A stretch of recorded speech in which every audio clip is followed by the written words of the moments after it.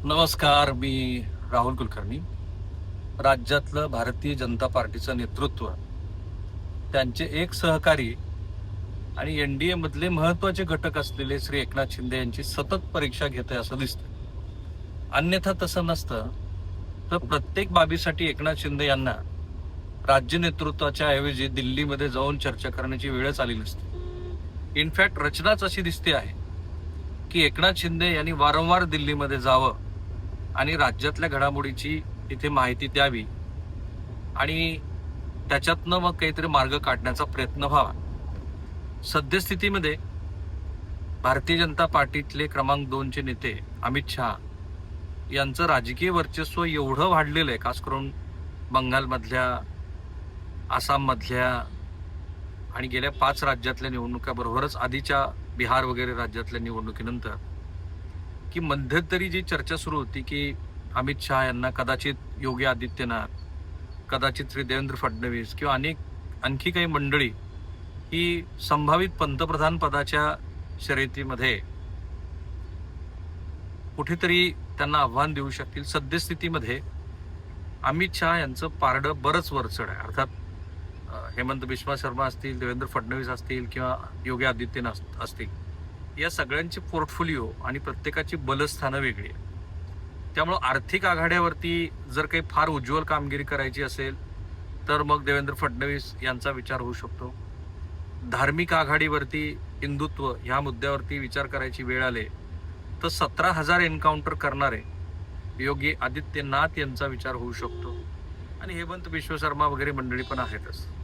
आता मी हे सगळं का सांगतोय तर आत्ता दैनिक लोकसत्तानं बातमी प्रकाशित केली की श्री एकनाथ शिंदे यांची जी भेट अमित शहा यांच्याबरोबर होत नव्हती ती गुपचूपपणे झाली आणि त्या बैठकीमध्ये त्यांच्याच पक्षातले एक माजी शिक्षण सम्राट, की ज्यांचे मधल्या काळामध्ये बरेच संबंध एकनाथ शिंदे यांच्याबरोबर बिघडले होते, त्यांना ते घेऊन गेले आणि त्यांच्यावरती काहीतरी विशिष्ट अशी जबाबदारी टाकली आहे असं म्हणतात.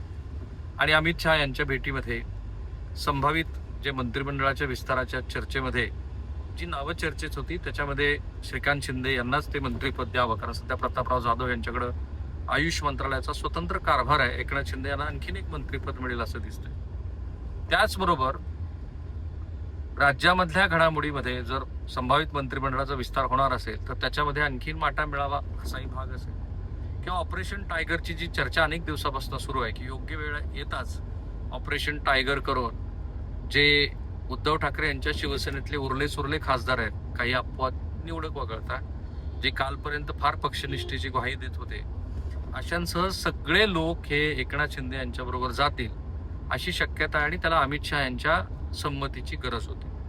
पण मी जे म्हणालो की भारतीय जनता पार्टीचं राज्यातलं नेतृत्व हे एकनाथ शिंदे यांची परीक्षा घेत आहे आणि ते वारंवार घेत राहतील. ते का असं मी म्हणालो हे समजून घेण्यासाठी तुम्ही अर्थातच हा व्हिडिओ शेवटपर्यंत पहा. हे चॅनल सबस्क्राईब करायला विसरू नका. सो थोडीशी क्रोनॉलॉजी बघा.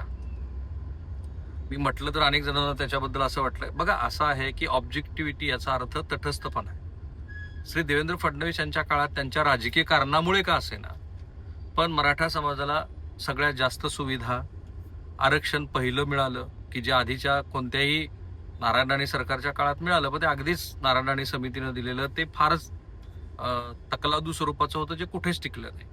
सो देवेंद्र फडणवीस यांच्या काळात मराठा समाजाला आरक्षण, वेगळ्या सुविधा मिळाल्या. त्यानंतर आता हे सरकार सत्तेवर आल्यानंतर जो GR हैदराबाद संस्थांचा निघाला, त्या पाठोपाठ सातारा संस्थांच्या GR बद्दल निश्चितपणे फडणवीस सरकारने म्हटलं होतं की महिन्याभरामध्ये लागू करू. ते केलं की नाही ते त्यांनाच माहिती.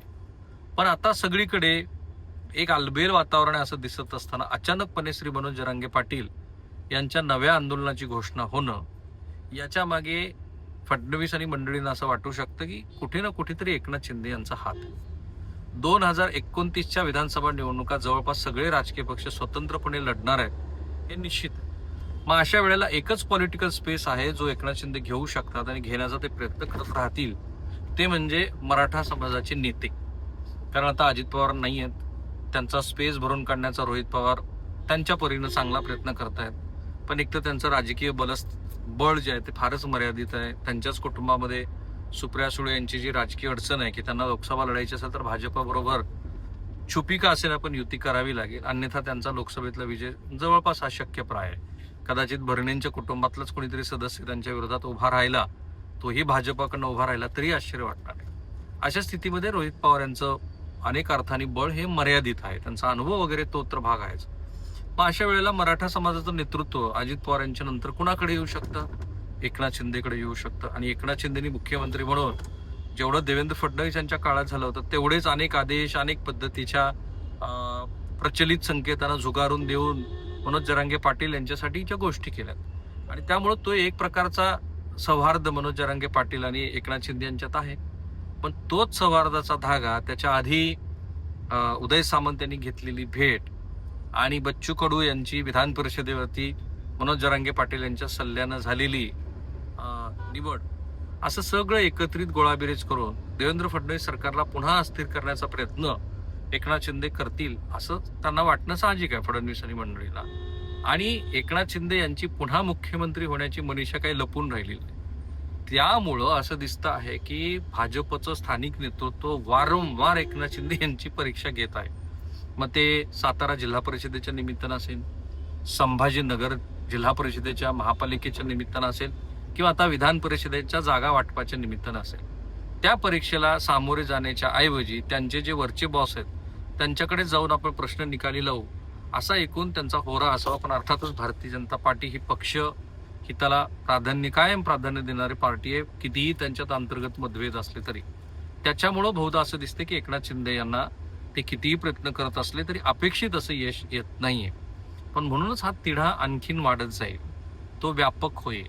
आणि त्या व्यापक झालेल्या तिढ्यामध्ये केवळ अमित शहा हेच असं एक व्यक्तिमत्व आहे की जे विधानसभा आणि लोकसभेला एकनाथ शिंदे यांच्या पक्षाला बरोबर घेऊन जा असा स्पष्ट निर्देश भाजपच्या स्थानिक नेतृत्वाला, अगदी मुख्यमंत्र्यांना पण देऊ शकतात.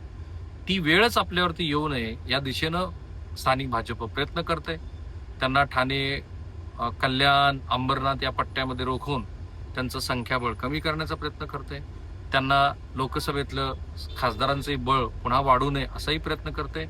आणि म्हणून आपल्याला वारंवार एकनाथ शिंदे यांच्या दिल्ली भेटीच्या बातम्या येताना दिसतात.